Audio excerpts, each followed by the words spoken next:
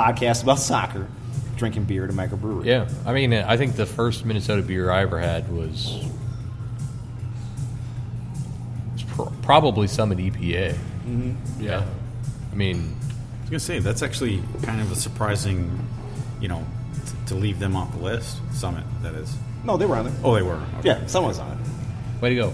Yeah. Paying He attention. doesn't even listen. He's already going, I don't care about beer. It's, What number was it on the list? I was like 7 or something like that. Right But, in the middle. Right in the middle. Right where I All would right, drone well, off. But, I mean, for me, looking at how microbreweries have come up in this area, it's a great time to be a beer fan.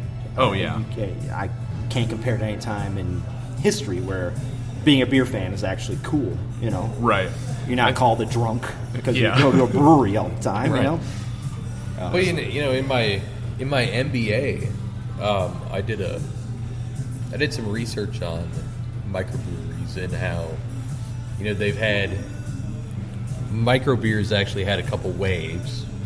2000 was when it crashed, Yeah. and they're expecting market analysts are expecting another crash again. Yeah, of course. However, one of the things that's really sustaining this last climb is the fact that microbreweries are becoming more localized. Mm-hmm. They're caring less about distribution and more about just being a part of the local community. In a community, exactly. Yeah. Being like this place here. This is a prime example of being in a Right. community. They do some beers out in your local liquor stores, but they're a community brewery. Right. But one of the big things was a lot of these craft breweries around the country would, find out they had a product that was pretty decent locally, and they'd expand and they'd distribute to, they were in California, they'd distribute all the way to the East Coast, and all of a sudden they found out that their product wasn't really that good. It was good Right. enough for People to walk San Francisco. next door.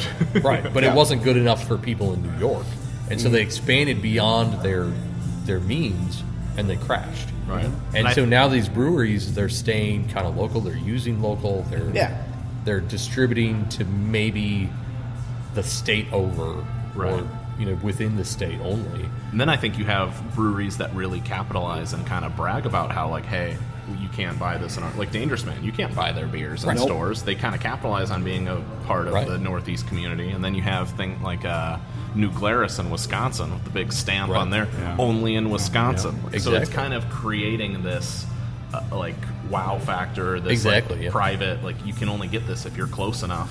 Yeah, and you have craft breweries like, well, I use that term very loosely, like Stone, who blew up in Southern California, and now they have a brewery in Germany.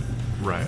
But they're a brewery that's managed to stay forward thinking, and they've managed to put out product that everybody Right. likes. But that's the cool thing, and I hope there's not a crash, because there's some breweries out here that I'd hope wouldn't go under. But to your point, I think the breweries that would be affected are the ones who try to spend their money and expand and get there Right. too quickly. But I think Surly's already shown that they're good for a while. But But look at Surly though. I mean, like I said, they took Summit's idea times it by 100, got crazy with their beers, got a great fan base. I mean, Surly people, if you like Surly beer, you are a Surly fan through and through. I've liked Surly since the beginning. I'm a Surly fan through and through. I don't care what they come up with. Yeah. I will drink their beer. what's Okay? your favorite Surly beer? Well, now I do have an issue with them right now because my favorite beer was Cynic Ale. Oh, that was a good And Belgian Pale Ale? Yeah, and they dumped it Okay. because they brought in the First Ave, which is kind of like it, Yeah, but it's I not. wouldn't- Yeah. So Cynic Ale was my favorite because high alcohol content, Yeah. easy drinker, and I drank it all the time. Yeah. But then again, if I wasn't a big fan of Surly, I would have said, well, screw you. Cynic Ale's gone, I'm not going to drink. But I Right. still love all the other beers they do. So they did that. They did what Summit did, put it by 100.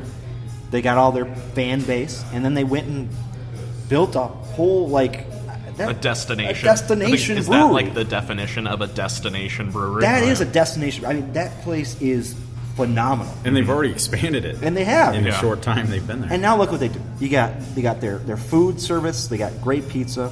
They do concerts out there now. They were with United for a while and doing the marches and stuff like that. I mean, it is a phenomenal place. Those guys have done a great thing. You can't expect a place like Fair State to do the exact same thing because Right. It just wouldn't work. But Surly did it, and they're making a shitload of money on that. Well, there's a really good example, a story that was, I think I saw it on Friday. Castle Danger Yeah. having to now decide if they want to cut production to Yeah. keep their growler sales. That's right. Or if they want to get rid of their growler sales to be able to produce more. And that's always a problem. And that's Castle Danger. conforming to the law. Of, Right, Yeah, Gotcha. which they want to change. They want to get that changed, and I think they should get that changed. Right. Yeah, it's Because I absurd. think you should be able to go to a brewery like this and get a growler, even if they sell in the stores. Right. Because you can't get everything they sell here in a liquor store. It's Right. not Exactly. possible.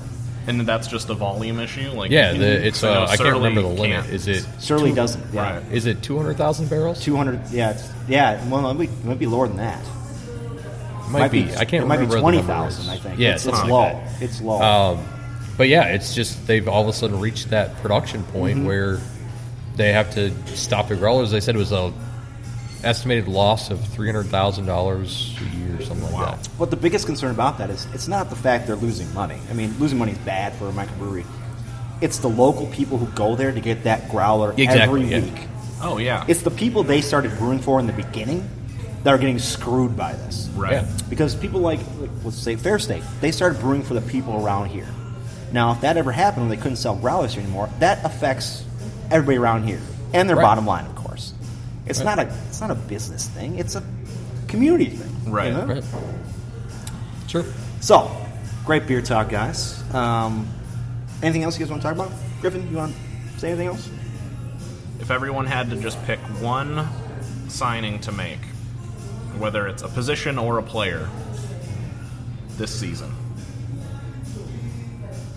Oh man, that's or if just I think a left back. Yeah. We talked about left back. I think left back would be the prime thing. Although, like we said, who knows if they would sign up for depth or somebody to start. But right.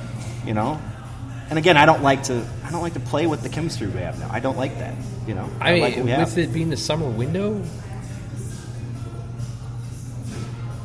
if they were going to come right into the lineup and perform without the little hiccup that usually happens, I would say number 10. Okay. Steve, I just Yeah. don't think that's possible. Yeah, it's a tough one for me because I sit here and think about the team they have now, the depth they're showing, the young guys. But I guess if I had to pick a spot, it would be not. I don't have a specific name in mind, but I agree with you, Tony. Left back, and that would probably ideally be an interleague move where you'd have somebody with MLS experience that is of starter quality, like I mentioned, that could at the very least increase that depth. Yeah, exactly right. I think that. Yeah, I don't want to mess with what we have going on right now. Yeah. Right. If it's not broke, don't try to fix it. I'd be Right. surprised if we don't see a significant move. But Well, Right. So, What about you? I think a depth winger on the left to push Ibarra to the right. Or a left back to get Dotson in his more preferred position. I want to thank Griffin for coming out. Thank you guys. Twitter, it's what is it? Oh. MNUFC Commentator. comment. No, it's Commenter. Commenter. Yeah. Yes. Yeah.